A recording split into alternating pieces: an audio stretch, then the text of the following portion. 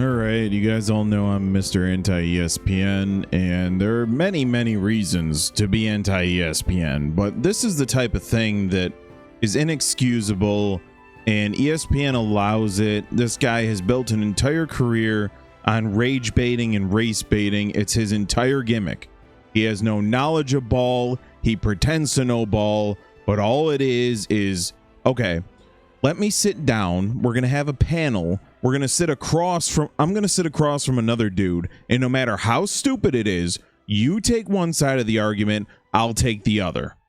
That's his entire career.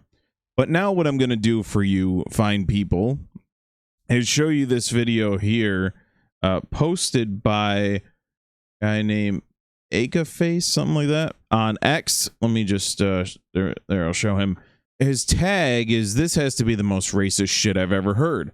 Well, this is common practice for this bozo. Let me, I'm going to play this in bits so that it doesn't get taken down, but I'm going to play the thing in its entirety. So this is his take on the 3 best players on the Los Angeles Lakers. Where the hell the Los Angeles Lakers think they going with a bunch of white dudes? Where the hell do the Los Angeles Lakers think they're going with a bunch of white dudes? 3 top players are white dudes? Really? This ain't golf. This ain't baseball. Hell, it ain't even soccer. Could you imagine if it were the other way around? For me to say that one black goalie has ever won a Stanley Cup? Ever? You can't have more than one on a team or you're going nowhere. Should I mention that?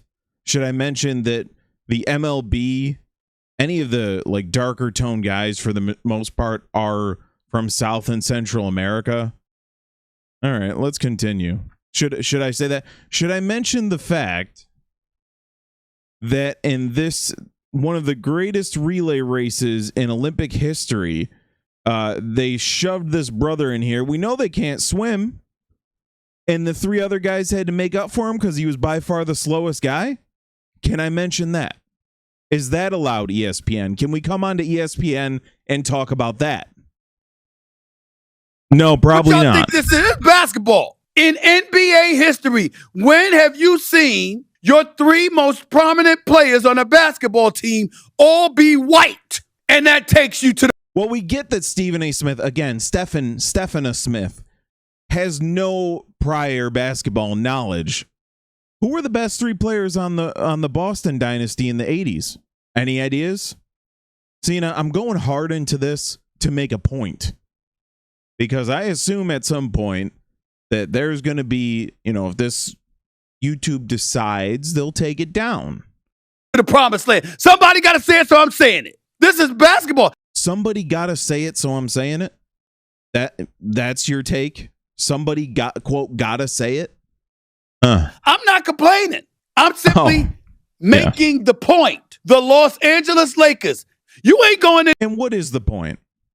That brothers are so much better at basketball than white guys? That's your point? That is your top shelf analysis? Anywhere being led by 3 white dudes in today's generation of basketball. I'm letting you know right now, they have.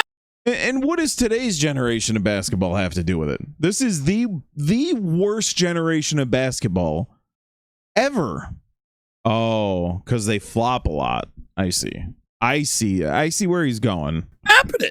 And Luka's a bad brother. And Austin Reeves is no... Luka is not a brother at all. What do you mean he's a bad brother? He's not a brother at all. Scrub. And they both have earned what they have earned. And then with LeBron James or some other brothers I get. But those... So would you say last year LeBron James was a surplus or a deficit for the Lakers? Anyone who watched it, was he a benefit? Or was he a burden? Anyone who saw any games knows the answer. Those 2 and Walker Kessler?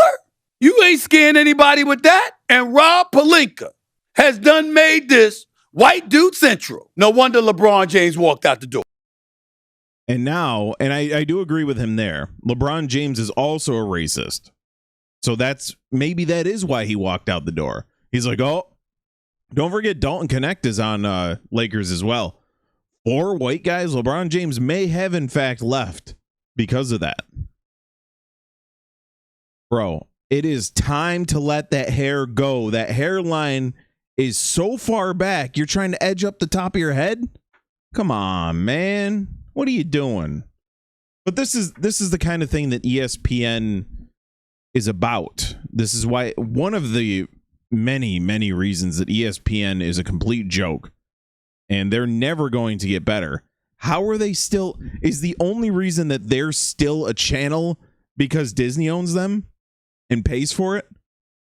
You got to get your message. You got to keep shoving your message out, don't you? Total, complete joke. This guy's a joke. He's been a joke since, I would say I probably started watching ESPN in 2000, maybe 99. Stopped watching ESPN in what? 2013, 2014? That's how long it's been bad. Some of y'all are just catching up, but that's how long it's been this way. Ever since Cold Pizza, if you remember that, turned into First Take, that's about the time it was time to check out of ESPN. Once this idiot was a mainstay. They took Cold Pizza. Cold Pizza was a great show with many different aspects and segments. It was like your standard news channel where they throw it over to the weatherman, except obviously in sports there wasn't a weatherman, but the same type of concept. You throw it to this guy for this story, this guy for this story. Everyone was in this big like warehouse. And then First Take was a part of Cold Pizza. It was like just a portion of a segment of it. And then they're like, okay, let's lean into this and make the entire show that and just rage and race bait people forever. His whole gimmick is just this. This is all he is. Complete moron. ESPN's a joke. Stephen Smith is a joke. And if you watch it, I'm sorry. I know we get into our habits and our routines. Let's pop on SportsCenter, but there's so much more out there. YouTube and everywhere is better than this. Complete idiot.